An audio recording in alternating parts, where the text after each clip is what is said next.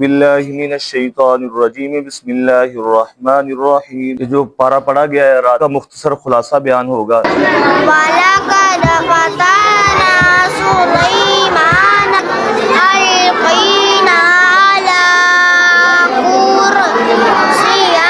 كُرْسِيٍّ۔ اس خلاصے کے دو تین طریقے ہوتے ہیں۔ ایک تو یہ کہ میں پڑھتا جاؤں اور آپ سنتے جائیں۔ دوسرا طریقہ یہ ہوتا ہے قرآن پاک آپ کے سامنے بھی ہونا چاہیے، تاکہ جس نے ناظرہ قرآن پڑھا ہوتا ہے تو اس کو پتہ چل جاتا ہے کہ اس آیت کے اندر کون سی چیز جو ہے وہ بیان ہوئی ہے۔ یہ طریقہ بھی اگر کوئی قرآن سامنے رکھ لے تو یہ بھی زیادہ بہتر ہوتا ہے۔ یہ قرآن پاک کی ابتدا ہوتی ہے سورۃ الفاتحہ سے۔ فاتحہ کا معنی ہوتا ہے کھولنا، کیونکہ اس سے قرآن پاک کو جب کھولتے ہیں سب سے پہلی سورت یہی فاتحہ آتی ہے۔ اس سورت کے اور بھی بہت سارے نام ہیں۔ اس کا ایک نام جو ہے سورۃ الشفا بھی ہے، سورۃ الرقیہ بھی کہتے ہیں، ام القرآن بھی کہتے ہیں۔ تو رقیہ اس وجہ سے کہتے ہیں کہ ایک دفعہ ابو سعید خدری رضی اللہ تعالیٰ عنہ سے روایت ہے، وہ ایک دفعہ ایک سفر پر گئے اور بھی صحابہ ساتھ تھے۔ اب رستے کے اندر ایک آدمی کو ایک جگہ پر انہوں نے مہمان نوازی کرنے سے انکار کر دیا۔ اب ان کے سردار کو کسی بچھو نے کاٹ لیا۔ اب وہ کہنے لگے کہ آپ میں سے کوئی دم کرنے والا ہے؟ تو وہ ابو سعید خدری رضی اللہ تعالیٰ عنہ گئے اور سورۃ الفاتحہ پڑھ کر دم کیا اور اس کو شفا ہو گئی۔ تو اس سورت کو سورۃ الشفا بھی کہتے ہیں۔ جب بھی قرآن پڑھا جاتا ہے تو پہلے اعوذ باللہ من الشیطان الرجیم یہ پڑھتے ہیں۔ یہ قرآن پاک کے اندر اللہ نے حکم دیا فَإِذَا قَرَأْتَ الْقُرْآنَ فَاسْتَعِذْ بِاللَّهِ مِنَ الشَّيْطَانِ۔ جب بھی قرآن پڑھا جائے تو اعوذ باللہ پڑھا کرو، اس لیے کہ جب انسان نیک کام کرے گا تو شیطان جو ہے وہ رکاوٹ ڈالنے کے لیے آئے گا۔ اس لیے کہا جاتا ہے کہ نیکی کی طاقت بھی اللہ کی طرف سے ہے، برائی سے بچنے کی جو طاقت ہے وہ بھی اللہ ہی دیتے ہیں۔ تو اعوذ باللہ پڑھ کر جو ہے وہ انسان اللہ کی حفاظت میں آ جاتا ہے۔ اور بسم اللہ پڑھنے کا حکم دیا گیا۔ اللہ کے محبوب کا فرمان ہے کل امر ذی بال لم یبدا فیہ بسم اللہ فہو اخطا۔ فرمایا کہ ہر وہ بابرکت کام جس کو بسم اللہ سے شروع نہ کیا جائے وہ ناقص ہوتا ہے، تو بسم اللہ کے ذریعے اس کام میں برکت پڑ جاتی ہے۔ اب سورۃ الفاتحہ الحمدللہ رب العالمین الرحمن الرحیم مالک یوم الدین ایاک نعبد و ایاک نستعین، تو یہ اس کے اندر دعا مانگنے کا ایک طریقہ بتا دیا کہ پہلے اللہ کی حمد و ثنا ہونی چاہیے، پھر انسان اپنی حاجتیں رکھے۔ جب انسان الحمدللہ رب العالمین کہتے اللہ رب العزت فرماتے ہیں حمیدنی عبدی۔ جب بندہ کہتا ہے الرحمن الرحیم تو اللہ رب العزت فرماتے ہیں اثنا علی عبدی۔ جب بندہ کہتا ہے مالک یوم الدین تو اللہ رب العزت فرماتے ہیں مجدنی عبدی۔ جب بندہ کہتا ہے ایاک نعبد و ایاک نستعین تو اللہ رب العزت فرماتے ہیں ھذا بینی و بین عبدی، یعنی میرے بندے کا کام میری عبادت کرنا، میرا کام اس کی مدد کرنا ہے۔ اس کے بعد آگے سیدھے راستے پر چلا، انسان ہدایت کی دعا مانگتا ہے، اور ہدایت کی دعا یہ مانگتے رہنے چاہیے، موت تک جو ہے وہ ہدایت کی دعا مانگتے رہنے چاہیے۔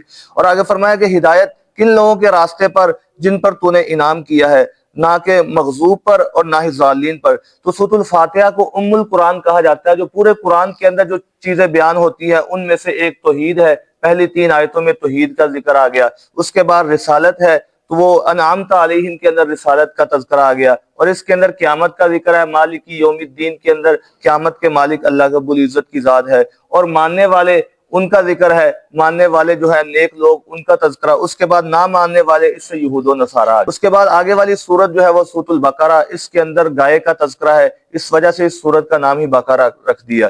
اس سورت کے اندر پہلی 20 آیتوں کے اندر 3 طرح کے لوگوں کا بیان کر دیا گیا۔ یہ الف لام میم یہ تو حروف مقطعات میں سے، اس کی مراد اللہ ہی بہتر جانتے ہیں۔ پہلی آیات کے اندر ایمان والوں کا ذکر ہے جو ماننے والے ہیں کہ یہ کتاب اس میں کوئی شک نہیں ہے۔ ایمان والے کیا کرتے ہیں؟ وہ بن دیکھے چیز پر غیب پر ایمان لاتے ہیں، نمازوں کو قائم کرتے ہیں، زکوٰۃ ادا کرتے ہیں، اور آگے فرمایا ایسے لوگ ہدایت پر ہیں اور کامیاب ہیں۔ اس کے بعد آگے والی کچھ آیات کے اندر جو ہے وہ کھلم کھلے کافروں کا ذکر ہے۔ ان کو ڈراؤ نہ ڈراؤ، وہ بات ماننی نہیں۔ فرمایا اللہ نے ان کے دلوں پر مہر لگا دی، آپ جو بھی کر لو وہ پکے جو ہے، فرمایا کہ وہ کفر کے اندر ہے۔ ان کے کانوں پر اور ان کی آنکھوں پر فرمایا پردے ڈل گئے ہیں، تو ان کے لیے دردناک عذاب ہے۔ تیسرے آگے والی جو آیتیں ہیں یہ زیادہ منافقین ذکر ہے۔ منافقین جو زبان سے تو ایمان کا دعویٰ کرتے ہیں لیکن اندر سے کافر ہیں۔ ایمان والوں کے پاس آتے ہیں تو کہتے ہیں ہم تمہارے ہیں، لیکن جب کافروں کے پاس جاتے ہیں کہتے ہیں ہم تو ایمان والوں کے ساتھ مذاق کر رہے تھے، ہم تو تمہارے ساتھ ہیں۔ ہم ان معاذ اللہ حضور کی ماننے والوں کو بیوقوف کہتے ہیں، ہم ان بیوقوفوں کی طرح ایمان لائے۔ تو اللہ فرماتے ہیں کہ خوب سن لو، یہ بیوقوف خود ہیں۔ تو گویا صحابہ کا دفاع یہ اللہ کی سنت ہے، اللہ نے صحابہ اکرام کا دفاع کیا۔ اور آگے پھر اللہ نے فرمایا کہ اے لوگو تم اپنے رب کی عبادت کرو جس نے تمہیں پیدا کیا اور تم سے پہلے لوگوں کو پیدا کیا تاکہ تم کامیاب ہو جاؤ۔ اور آگے پھر ایمان والوں کو بشارت دے دو اور نیک اعمال کرنے والوں کو ایسے باغات کی جس کے نیچے نہریں جاری ہوں گی، جنت کا۔ اور آگے فرمایا کہ اللہ رب العزت اس کے بعد آدم علیہ السلام کا تذکرہ ہے کہ آدم علیہ السلام کو اللہ نے زمین میں خلیفہ بنایا، خلیفۃ اللہ بنایا کہ زمین کے اندر جا کر میری نیابت کر۔ تو فرشتوں نے کہا اللہ ایسی مخلوق پیدا کر رہا ہے جو دنیا کے اندر جا کر فساد کرے گی، ایک دوسرے کو قتل کریں گے۔ تو اللہ نے فرمایا انی اعلم ما لا تعلمون، جو میں جانتا ہوں تم نہیں جانتے۔ پھر اللہ نے امتحان لیا تو آدم علیہ السلام نے ان ناموں کو بتا دیا، تو پھر فرشتوں کو حکم دیا سب کے سب سجدہ کرو، سب نے سجدہ کیا سوائے ابلیس کے، وہ اکڑ گیا اور اس نے انکار کر دیا۔ پھر اللہ نے کہا نکل جاؤ میری جنت سے، تو اللہ نے اس کو نکال دیا۔ اس کے بعد بنی اسرائیل کا تذکرہ، ابراہیم علیہ السلام کے پوتے تھے یعقوب علیہ السلام۔ یعقوب علیہ السلام ابراہیم علیہ السلام کی نسل جو ہے ایک ہے حضرت اسحاق سے چلتی اور ایک ہے اسماعیل سے چلتی۔ اسحاق سے جو چلتی ہے اس کے آگے یعقوب، یعقوب کے آگے جو ہے اسرائیل کہتے ہیں اللہ کے بندوں کو۔ تو 70,000 انبیاء کو اللہ رب العزت نے حضرت اسحاق، حضرت ابراہیم علیہ السلام بنی اسرائیل کے اندر پیدا کیا، اور بنو اسماعیل کے اندر صرف ایک ہی نبی ہے، وہ اللہ کے محبوب صلی اللہ علیہ وسلم کو پیدا کیا۔ تو بنی اسرائیل کا تذکرہ کہ ان سے پہلے دعوت ایمان دی گئی، تم ایمان لے آؤ، نماز قائم کرو، زکوٰۃ ادا کرو، رکوع کرنے والوں کے ساتھ ہو جاؤ۔ پھر اس کے بعد فرمایا کہ میں نے تم کو امت محمدیہ سے پہلے تمام جہان والوں پر اس امت کو فضیلت دی تھی، لیکن پھر جو ہے جب اللہ کی بات کو نہیں مانا، اللہ نے ان کے لیے من و سلوہ بھی آسمانوں سے اتارا کہ جب ان کے لیے آسمان سے کھانے اترتے تھے، لیکن اس کے باوجود انہوں نے انکار کر دیا اور کہا کہ ہم خود جو ہے ایک ہی طرح کے کھانے نہیں کھا سکتے، ہم خود جو ہے وہ غلہ کرنا چاہتے ہیں، اس سے ہم پیاز، اس طرح کی دالیں، یہ چیزیں کھانا چاہتے ہیں۔ اور آگے فرمایا کہ بے شک جو لوگ ایمان لائے اور جو یہودی ہوئے، عیسائی ہوئے اور مجوسی ہوئے، جو اللہ پر ایمان لائے، فرمایا جو ایمان لاتے اور نیک اعمال کرنے والے، ان کے لیے نہ ختم ہونے والا اجر ہے، اور ان کے لیے اور نہ ہی قیامت میں ان پر کوئی خوف ہوگا، نہ ان کو کوئی غم ہوگا۔ اس کے بعد آگے بنی اسرائیل کے اندر ایک بندہ قتل ہو گیا، اب قاتل کا پتہ نہیں چل رہا کہ مقتول کا قاتل کون ہے، پتہ نہیں چل رہا۔ تو موسیٰ علیہ السلام کے پاس آئے، موسیٰ علیہ السلام کلیم اللہ کے اللہ سے ہم کلام ہو، تو اللہ نے فرمایا کہ ایسا کرو کہ گائے کو ذبح کرو، گائے کو ذبح کرنے کے بعد اس کا گوشت مردے کے ساتھ لگاؤ، مردہ خود بتائے گا میرا قاتل فلاں ہے۔ اب لیکن وہ قوم جو ہے وہ آگے سوال کرنے لگی، ہمیں گائے بتاؤ، گائے کیسی ہونی چاہیے، اس کا رنگ کیسا ہو، وہ گائے جو ہے وہ اس کی عمر کتنی ہونی چاہیے۔ تو جتنے وہ سوال کرتے گئے اتنے پھنستے گئے، پھر اتنی قیمت ادا کر کے وہ گائے کو خریدتے ہیں۔ تو ایمان والوں کے لیے یہی ہے کہ جو اللہ کی طرف سے حکم آ جائے اس کو ماننا چاہیے، اس کے اندر آگے سے کثرت سوال نہیں کرنے چاہیے کہ یہ کیوں حکم دیا گیا، یہ کیوں حکم دیا، بس اللہ کا حکم ہے، محبوب کا طریقہ، اس پر ایمان لانا، فرمایا کہ وہ ہمارے لیے ضروری ہے۔ پھر آگے بنی اسرائیل سے اللہ فرماتے وعدہ لیا تھا ہم نے کہ اللہ کے ساتھ کسی کی عبادت نہیں، صرف اللہ کی عبادت کرنی، والدین کے ساتھ اچھا سلوک کرنا، قریبی رشتہ داروں کے ساتھ، مسکینوں کے ساتھ، نماز قائم کرو، زکوٰۃ ادا کرو، لیکن انہوں نے اس وعدے کو توڑ دیا۔ پھر اللہ نے رب العزت نے ان کو پکڑ لیا، فرمایا ان میں سے بعض وہ ہے کہ جو دنیا کی زندگی کو آخرت کے بدلے میں خریدتے ہیں، کہ دنیا کا مال آنا چاہیے، آخرت کی پرواہ نہیں کرتے۔ آج کل بھی یہی ہوتا ہے کہ ہمیں اپنی دنیا کی فکر، دوسروں کی آخرت کی فکر ہوتی ہے۔ اور آگے پھر جو ہے اللہ رب العزت فرماتے ہیں کہ یہ کہتے ہیں کہ میں سچا ہوں، یہ ان کے صرف منہ کی باتیں ہیں کہ ہم جو ہے وہ کامیاب ہیں، ان کی خواہشات ہیں۔ اللہ فرماتے ہیں اگر یہ کہتے ہیں کہ ہم جو ہے وہ کامیاب اللہ کی نگاہ میں، تو یہ پھر موت کی تمنا تو کرے۔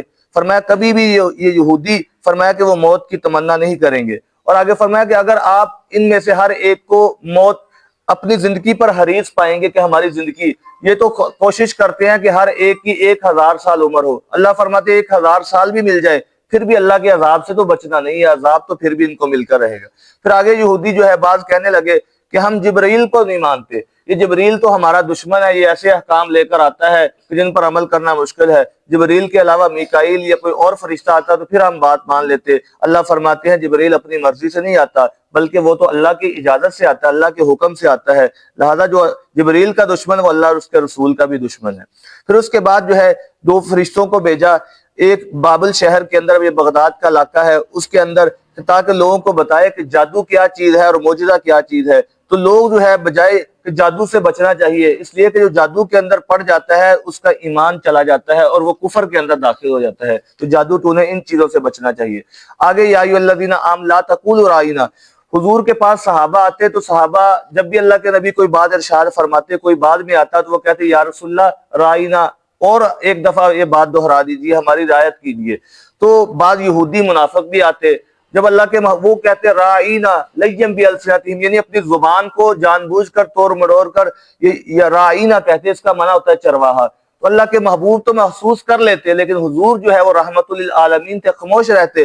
لیکن اللہ رب العزت نے فوراً فرمایا کہ رائنا نہ کہو بلکہ انظر نہ کہو۔ تو ایسا لفظ جو ہے فرمائے جس سے کافر جو ہے وہ بے ادبی والا کوئی پہلو نکال سکتے ہو، تو ایمان والوں کو چاہیے کہ وہ لفظ اپنے نبی کے بارے میں استعمال نہ کریں۔ اور آگے فرمایا کہ یہ کہتے ہیں کہ یہودی کہتے ہیں کہ ہم ہی صرف جنت میں جائیں گے، عیسائی کہتے ہیں ہم ہی جنت میں جائیں گے۔ اللہ فرماتے ہیں یہ ان کی صرف خواہشات ہیں، ان سے کہو کہ قل ہاتوا برہانکم، لاؤ کوئی دلیل اگر تم سچے ہو تو۔ اور آگے فرماتے ہیں یہودی کہتے ہیں عیسائی کسی چیز پر نہیں، عیسائی کہتے ہیں یہودی کسی چیز پر، اللہ کہتے ہیں دونوں سچے ہیں، دونوں کسی چیز پر نہیں ہے، بلکہ اللہ کی نگاہ کے اندر کامیاب جو ہے فرمایا کہ وہ ایمان والے ہیں جو حضور کی ماننے والے ہیں۔ اللہ کے لیے مشرق مغرب ساری چیزیں فرمایا کہ وہ اللہ کے لیے، تم جہاں کہیں بھی ہو اللہ کے سامنے ہو۔ اللہ رب العزت فرمایا جب کسی چیز کے کرنے کا ارادہ کرتے تو وہ کن کہتے ہیں تو وہ چیز ہو جاتی۔ اور آگے فرمایا کہ پھر بنی اسرائیل کا تذکرہ، پھر ابراہیم علیہ السلام کا تذکرہ کہ ابراہیم علیہ السلام کو اللہ رب العزت نے بہت سارے امتحان لیے، ابراہیم علیہ السلام سارے امتحانوں کے اندر کامیاب ہوئے۔ ان سے امتحان لیا گیا اپنی اولاد کو چھوڑ دو، اپنے گھر بار کو چھوڑ دو، اولاد کو بیابان جگہ پر چھوڑ کر آؤ۔